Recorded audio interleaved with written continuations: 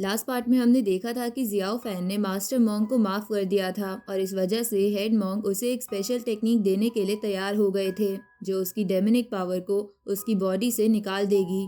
Head मोंग Xiao fan का साथ देते हैं क्योंकि मोंग्स का मेन पर्पस होता है इंसानों को सही पाथ दिखाना और उसके अंदर की डार्कनेस को खत्म करना। जियाओ फैन भी नॉर्मल इंसानों की तरह बनना चाहता था और अपनी डार्कनेस को खत्म करना चाहता था, इसलिए वो ज़्यादा ना सोचते हुए इस टेक्निक के अंदर बैठ गया। पर जैसे ही टेक्निक एक्टिवेट होती है वो एविल पावर बिल्कुल भी बॉडी छोड़ने के लिए तैयार नहीं होती और पूरी ताकत से जियाओ फैन पर अपना कंट्रोल बनाए रखने की कोशिश करती है।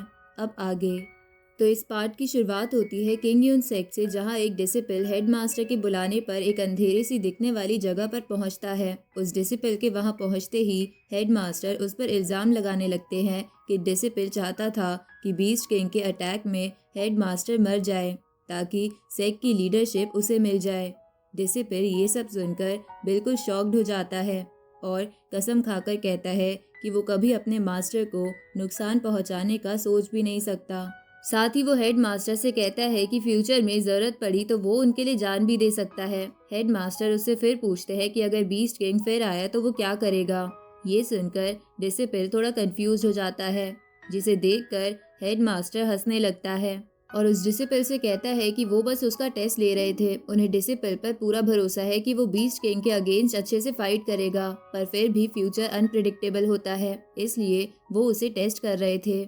दूसरी तरफ घोस्ट किंग अपने साथियों के साथ एक बहुत ज्यादा डरावनी जगह पर पहुंच जाता है। रेड मून नाइट होने की वजह से घोस्ट किंग अपने साथियों के साथ एक फोरबिडन रिचुअल के लिए वहां पहुंचता है, जिसमें बहुत सारे सेक्रीफाइसेस होते हैं। साथ ही 20 स्पिरिट्स और डेमोनिक फोर्स मिलकर एक पावरफुल ड्रैगन स्पिरिट समन होती है। घोस्ट किंग का मेन एम यही होता है कि सारे ह्यूमंस खत्म हो जाए और हर जगह सिर्फ डीमंस ही राज करे। वहीं दूसरी तरफ जियाओ फैन के अंदर 3 अलग अलग पावर्स का डेंजरस क्लैश चल रहा होता है। पहली पावर होती है बुद्धा की पावर, जो जियाओ फैन को एक अच्छा इंसान बनने में हेल्प करेंगी।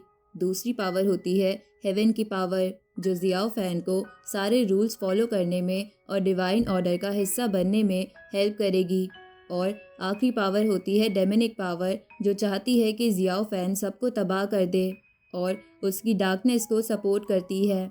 ये तीनों फोर्सेस एक ही बॉडी को कंट्रोल करने की कोशिश कर रही होती है और मॉन्क्स बाहर से उसे स्टेबल रखने की पूरी कोशिश कर रहे होते हैं। जियाओ फैन दर्द में चिल्ला रहा होता है और ये सोच रहा होता है कि तीनों पावर्स उसकी बॉडी पर कंट्रोल करना चाहती है और उनमें से कोई भी जियाओ फैन के बारे में नहीं सोच रही, जिससे जियाओ फैन को ये समझ आ जाता है कि तीनों पावर्स एक दूसरे से बहुत डिफरेंट है। ये सब सोचकर जियाओ फैन लाउड वॉइस में सबके सामने ये डिक्लेयर करता है कि उसे तीनों में से किसी की पावर नहीं चाहिए, ना हेवन, ना बुद्धा, ना डेमोनिक। जिसके बाद जियाओ फैन ये डिसाइड करता है कि वो खुद अपना रास्ता बनाएगा। अपने विल पावर की मदद से वो तीनों पावर्स को बॉडी से निकालकर बाहर फेंक देता है, जिसके बाद वहाँ एक बहुत बड़ा एक्सप्लोजन होता है जिससे आसमान तक हिल जाता है। वहीं घोस्ट किंग का रिचुअल ऑलमोस्ट कंप्लीट हो चुका होता है। रेड मून से ड्रैगन स्पिरिट की मैसिव और टेरिफाइंग झलक दिखने लगती है और घोस्ट किंग ये देखकर बहुत खुश हो जाता है। लेकिन अचानक आसमान में एक पुराना प्रोटेक्टिव बैरियर एक्टिवेट हो जाता है, जिसके कारण इस रिचुअल का फॉर्मेशन टूटने लगता है। घोस्ट किंग ये नोटिस करता है और रिचुअल के टूटने से पहले ही वो उस प्रोटेक्टिव बैरियर को डिस्ट्रॉय कर देता है, ताकि किसी भी कंडीशन में वो अपना प्लान एग्जीक्यूट कर पाए और वो रिचुअल बिना किसी रुकावट के कंप्लीट कर ले। तीनों पावर जियाओ फैन की बॉडी में से रिलीज होने के बाद जियाओ फैन काफ़ी शांत हो जाता है और अब वो पहले से ज़्यादा फ्री महसूस कर रहा होता है।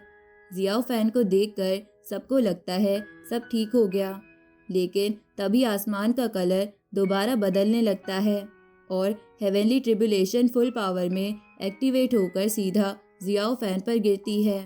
मॉन्क्स ये देखकर समझ जाते हैं कि जियाओ फैन को हेवन पनिश कर रहा है, क्योंकि उसने 3 डिवाइन फोर्सेस में से किसी को नहीं चुना और तीनों को रिजेक्ट कर दिया। जिसके बाद जियाओ फैन के पास बस 2 ही ऑप्शन बच जाते हैं कि या तो जियाओ फैन ट्रिब्यूलेशन को झेलकर एक नई यूनिक पावर के साथ जिंदा निकल जाए या फिर वो इस पनिशमेंट में जलकर मर जाए। दूसरी तरफ डीमन सेक के मेंबर्स अब भी डेमोनिक रिचुअल परफॉर्म कर रहे होते हैं, जिससे वो होली एबिस के पास एक एंशिएंट ड्रैगन को लोकेट करते हैं। लेकिन उनके समन किए गए स्प्लिट बीस्ट अचानक से मर जाते हैं, डीमन सेक लीडर को सिचुएशन देखकर पता चल जाता है कि आगे क्या होने वाला है और वो हंसने लगता है। सीन चेंज होता है तियानिन टेम्पल पे, जहाँ हेवनली ट्रिब्यूलेशन का terrifying lightning attack Xiao Fan के ऊपर गिर रहा होता है। बहुत सारे मॉन्क्स इस ट्रिब्यूलेशन में इंजर्ड हो जाते हैं। साथ ही मास्टर मॉन्क बोलते हैं कि वो लाइटनिंग एक लेजेंडरी हेवन पनिशमेंट है जिससे कोई भी बच नहीं सकता। जिसके बाद मास्टर मॉन्क अपने डिवाइन ब्रेसलेट से एक बड़ा बैरियर बनाते हैं, लेकिन फिर भी उस ट्रिब्यूलेशन की एक ही स्ट्राइक बैरियर को तोड़ देती है। ये देखकर सब पैनिक हो जाते हैं। तभी एक गोल्डन बेल जैसी शील्ड उन सबको बचा लेती है और उनकी इंजरीज भी ठीक होने लगती है।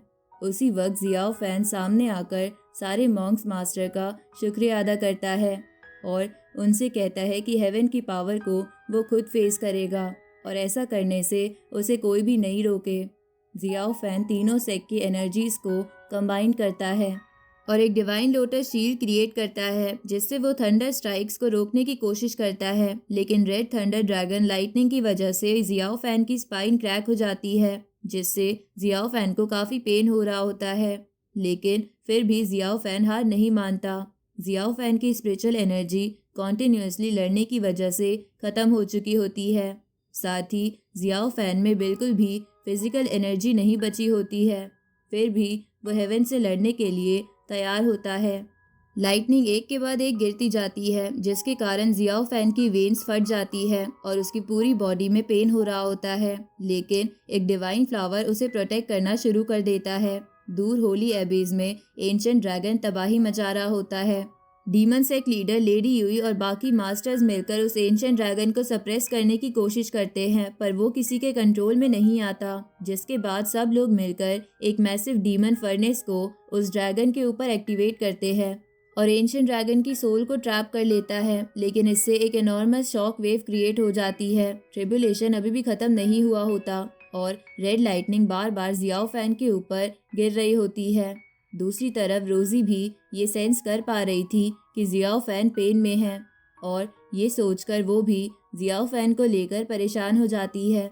तभी अचानक वहाँ एक बहुत बड़ा एक्सप्लोजन होता है, जिसकी वजह से रेड क्लाउड्स और लाइटनिंग सब गायब हो जाता है। उस एक्सप्लोजन के तुरंत बाद सबको लगता है कि जियाओ फैन पूरी तरीके से उस एक्सप्लोजन के इफेक्ट में आ गया, लेकिन जहाँ जियाओ फैन एक्सप्लोजन के बाद गिरा हुआ होता है, वहाँ से एक स्ट्रेंज सेलेस्टियल फोर्स उठाने लगती है, जिसकी वजह से वहाँ पर मौजूद हर चीज़ हवा में फ्लोट करने लगती है और आसमान से एक ह्यूज मीटियोर जैसा डिवाइन ऑब्जेक्ट गिरता है, जिससे तियानिन टेम्पल कम्प्लीटली कोलैप्स हो जाता है। ये सब देखकर मास्टर मॉन्क डर जाते हैं और सबको बताते हैं कि ये डिवाइन रिवोल्यूशन है। लेकिन अब भी सभी लोगों को ये डाउट हो रहा होता है कि जियाओ फैन उस एक्सप्लोजन में मर गया या वो जिंदा है। वहीं जियाओ फैन पर डिवाइन ट्रिब्यूलेशन का 2 बार अटैक हो चुका होता है, जिससे उसकी कंडीशन बहुत बुरी हो गई होती है। उसके पास अब कोई स्पिरिचुअल पावर नहीं बची थी और वो ज़मीन पर गिरा हुआ पूरी तरह इंजर्ड होता है। लेकिन जियाओ फैन फिर भी हार नहीं मानता और वो आसमान की तरफ देखकर बोलता है कि पूरी जिंदगी वो भागता रहा है, पर अब वो ऐसा नहीं करेगा। साथ ही वो कहता है कि अगर आज हेवन उसे ख़त्म करना चाहता है, तब भी वो जीतने की पूरी कोशिश करेगा। इसी बीच डिवाइन ट्रिब्यूलेशन की सेकेंड वेव जियाओ फैन के बॉडी के सामने टकराकर एक बड़ा एक्सप्लोजन करती है। दूसरी तरफ डीमन सेक्ट एंशिएंट ड्रैगन को कैप्चर करने में स्ट्रगल कर रहा होता है। तभी आसमान में तीसरी वेव की हलचल दिखाई देती है, जिससे सब लोग घबरा जाते हैं कि अब उनका अंत निश्चित है। एल्डर मैंग ये सब देखकर शॉक हो जाता है और मास्टर मॉन्क हवा में उठकर divine Buddha body formation activate करते हैं ताकि वो उस डेंजरस मीटियोर को रोक सके। बाकी मॉन्क्स भी उनकी हेल्प करते हैं, पर मास्टर मॉन्क पहले से काफ़ी वीक हो चुके होते हैं, जिसके कारण फॉर्मेशन एक्टिवेट करते समय उनके मुंह से खून आने लगता है। लेकिन फिर भी वो नहीं रुकते और फॉर्मेशन एक्टिवेट करने की प्रोसेस को कंटिन्यू करते हैं। तभी एक गोल्डन स्पिरिचुअल एनर्जी वहां आकर एक एंशिएंट बुद्धा स्क्रोल की तरफ बढ़ने लगती है। उस स्क्रोल के अंदर जियाओ फैन एक पाथ पर उल्टा चल रहा होता है, जहां चलते हुए रास्ते में जियाओ फैन को अपनी पिछली सारी यादें, लोग और घर दिखाई देता है।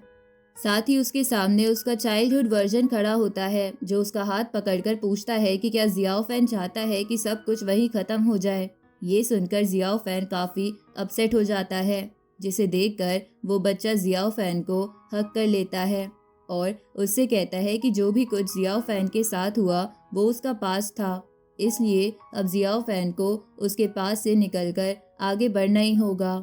जिसके बाद जियाओ फैन अपनी लाइफ को प्रायोरिटी देता है और रियलिटी में वापस आ जाता है।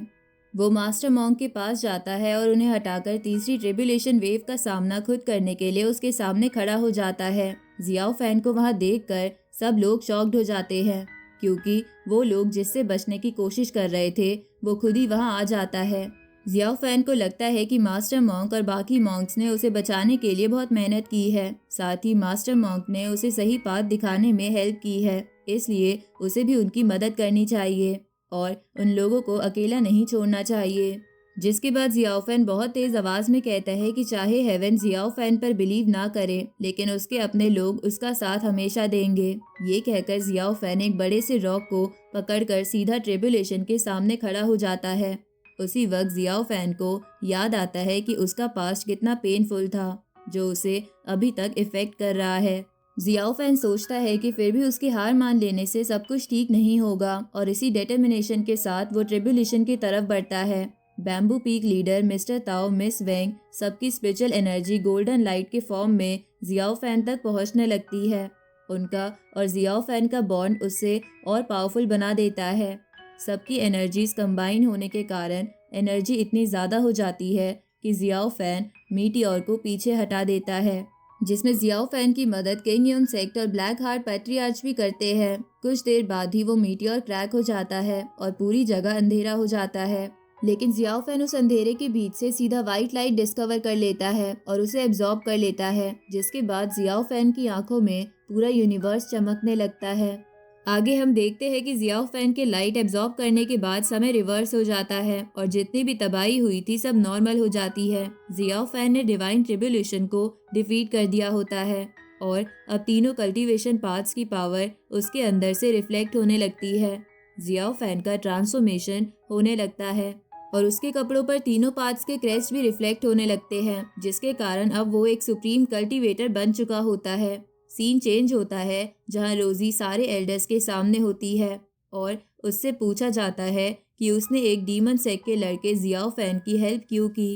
रोजी काफ़ी शर्मिंदा होती है, पर फिर भी वो ये बात एक्सेप्ट करती है कि उसे जियाओ फैन की फिक्र है, जिसके कारण उसने जियाओ फैन की हेल्प की। जिसके बाद रोजी की मास्टर उसे बताती है कि जू जियान स्वॉर्ड सिर्फ प्योर हार्टेड इंसान को ही एक्सेप्ट करता है और रोजी को उसने पहचाना है और वो ये जानती है कि वो बहुत प्योर हार्टेड है, इसलिए मास्टर उसे स्वॉर्ड एक्सेप्ट करने को कहती है ताकि वो अपने दिल के इल्यूजन से लड़ सके। दूसरी तरफ हम देखते हैं कि बीस्ट गॉड इंजर्ड होकर वहाँ से भाग गया होता है, लेकिन सेक्ट अब पहले से काफ़ी वीक हो चुका होता है। रोजी सबसे मिशन को ज्वाइन करने की रिक्वेस्ट करती है, जिसके बाद जैंग भी ज्वाइन होता है।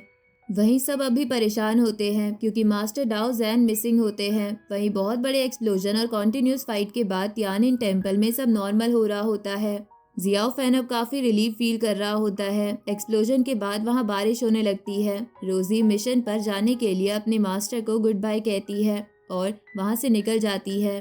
मास्टर मॉन्क जियाओ फैन को समझाते हैं कि जेड वॉल ने खुद उसको प्रोटेक्ट करने का डिसीजन लिया था, जिसके बाद जियाओ फैन ग्रैटिट्यूड के साथ फेयरवेल बोलता है, पर फिर भी वो बुद्धिस्ट पाथ ज्वाइन नहीं करता क्योंकि वो अपनी अटैचमेंट्स नहीं छोड़ना चाहता, क्योंकि जियाओ फैन जानता था कि उसके इमोशंस ही उसका असली पावर है। जिसके बाद एंड में सभी सीनियर डिसिपल्स मिशन पे निकलने के लिए रेडी हो जाते हैं और यहीं से जियाओ फैन का भी एक नया सफ़र शुरू हो जाता है। इसी के साथ जेड डायनेस्टी का ये सीज़न यहीं ख़त्म होता है।